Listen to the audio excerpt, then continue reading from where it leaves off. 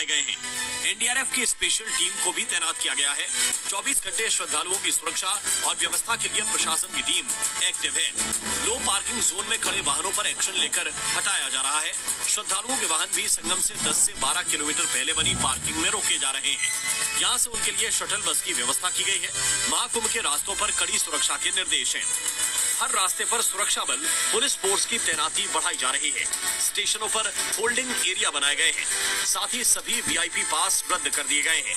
यूं तो पूरे मेला सेक्टर में पहले से ही सुरक्षा के चाक चौबंद इंतजाम है, लेकिन आखिरी दिन उमड़ने वाली भीड़ को लेकर प्रशासन कोई रिस्क नहीं लेना चाहता। सामने तस्वीरों में आप देख सकते हैं कि किस तरह से जो सीसीटीवी लगे हुए हैं उनकी संख्या और बढ़ा दी गई है, ताकि आखिरी दिन भीड़ पर विशेष निगरानी की जाए, ताकि सुरक्षा में कोई चूक न हो सके। क्योंकि महाशिवरात्रि के मौके पर उम्मीद है कि जो पिछले साल के मुकाबले या आम दिनों के मुकाबले ज्यादा भीड़ उमड़ेगी। अब तक महाकुंभ में 62 करोड़ से ज्यादा श्रद्धालु डुबकी लगा चुके हैं। महाकुंभ का अंतिम महास्नान महाशिवरात्रि के दिन होगा और इसी के साथ महाकुंभ का समापन भी हो जाएगा। यानी आखिरी महास्नान को लेकर श्रद्धालुओं का आंकड़ा और बढ़ सकता है, क्योंकि संगम तट पर सुबह से ही भारी संख्या में श्रद्धालु पहुंच रहे हैं। महाशिवरात्रि का पर्व आ गया है और महाकुंभ भी पूर्ण की ओर बढ़ चुका है। ऐसे में एक बार फिर श्रद्धालुओं का जो सैलाब है वो गंगा तटों की ओर बढ़ रहा है। आप तस्वीरों के माध्यम से देख सकते हैं, जहां जहां आपकी नजर जाएगी वहां वहां तक केवल श्रद्धालु और स्नानार्थी ही नजर आएंगे। लगातार ये जो जन सैलाब है वो गंगा तट की ओर बढ़ रहा है और परिवार के साथ जत्थे के जत्थे जो है वो गंगा तटों की ओर बढ़ रहे हैं और स्नान करेंगे। प्रयागराज में भीड़ और महाकुंभ के आखिरी महास्नान को पूरी तरह सफल बनाने के लिए प्रयागराज प्रशासन ने शहर में शिवरात्रि की शोभा यात्रा निकालने पर भी रोक लगा दी है। साथ ही शहर के चप्पे चप्पे पर निगरानी की जा रही है, क्योंकि महाकुंभ का आखिरी महास्नान योगी फोर्स के लिए किसी अग्नि परीक्षा से कम नहीं है। सी मीडिया के लिए प्रयागराज से ज्ञानेंद्र प्रताप के साथ ब्यूरो रिपोर्ट। तो प्रयागराज में चल रहा भव्य और दिव्य महाकुंभ अब समापन की तरफ बढ़ रहा है। 13 फरवरी से शुरू हुआ महाकुंभ, आज 43वां दिन। महाशिवरात्रि की शुभ बेला में 26 फरवरी को इसका समापन होगा। शुरुआत से लेकर अब तक हर दिन करोड़ों श्रद्धालु आस्था की डुबकी लगाने के लिए रोजाना प्रयागराज पहुंचे। ये तस्वीरें प्रयागराज की गवाह हैं। जन सैलाब सामने आता है हमें। महाकुंभ में श्रद्धालुओं की भीड़ सारे रिकॉर्ड तोड़ रही है और अब तक 63 करोड़ से ज्यादा श्रद्धालु अपने इस युग में संगम की डुबकी लगा चुके हैं। अंतिम स्नान महाशिवरात्रि के दिन होगा और इसी के साथ उस मेले का समापन होगा। लेकिन महास्नान से पहले महाकुंभ के महा इंतजाम क्या है उसकी कुछ तस्वीरें मैं दिखाने जा रहा हूँ। ये तस्वीरें जरा देखिए, भारी भीड़ है। आखिरी 2 दिन बचे हुए हैं। प्रशासन अलर्ट पर है, चप्पे चप्पे पर सुरक्षा है। सीसीटीवी फुटेज को पूरा स्कैन किया जा रहा है। आर्टिफिशियल इंटेलिजेंस का इस्तेमाल किया जा रहा है और अब तक 62 करोड़ लोग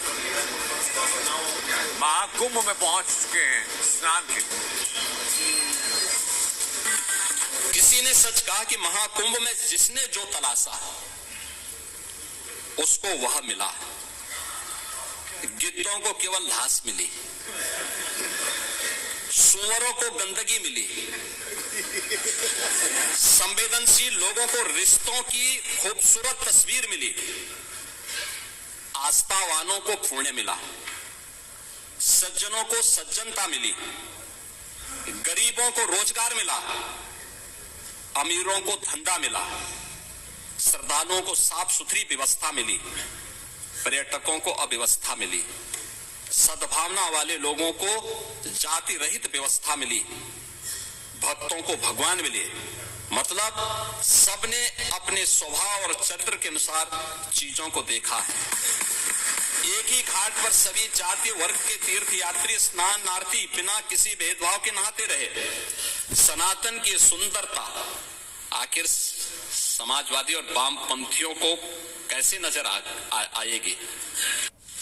लेकिन महाकुंभ को लेकर अफवाह गैंग भी एक्टिव है, जो आस्था के सनातनी समागम को बदनाम करने की कोशिश कर रहा है। लेकिन अब अफवाह फैलाने वाले गैंग पर भी एक्शन हो रहा।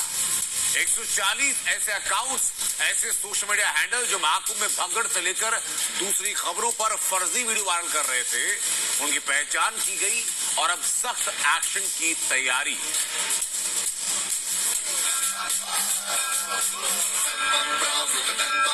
महाकुंभ को बदनाम करने वालों पर योगी की स्ट्राइक। 140 सोशल मीडिया हैंडल्स पर प्रशासन की कार्रवाई। महाकुंभ पर झूठ फैलाया तो अंजाम भुगतने के लिए तैयार रहो। सनातन के 140 दुश्मनों पर एक्शन। सोशल मीडिया के अफवाहबाजों सावधान हो जाओ, क्योंकि अगर महाकुंभ और सनातन के खिलाफ झूठी और भ्रामक खबरें फैलाई तो एक्शन तय है।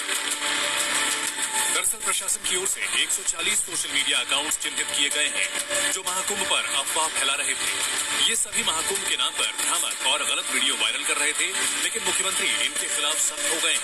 अफवाह फैलाने वाले 54 यूट्यूबर्स पर मुकदमा दर्ज किया गया है।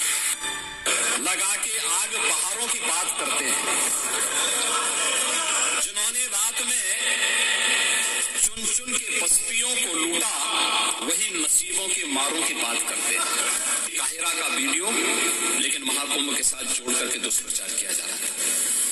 नेपाल का वीडियो महाकुंभ के साथ, झारखंड की किसी घटना को महाकुंभ के साथ, या देश के अंदर की किसी अन्य दुर्घटना को रूसी के साथ जोड़ करके दुष्प्रचार करके अफवाह फैलाने का जो कार्य हो रहा था।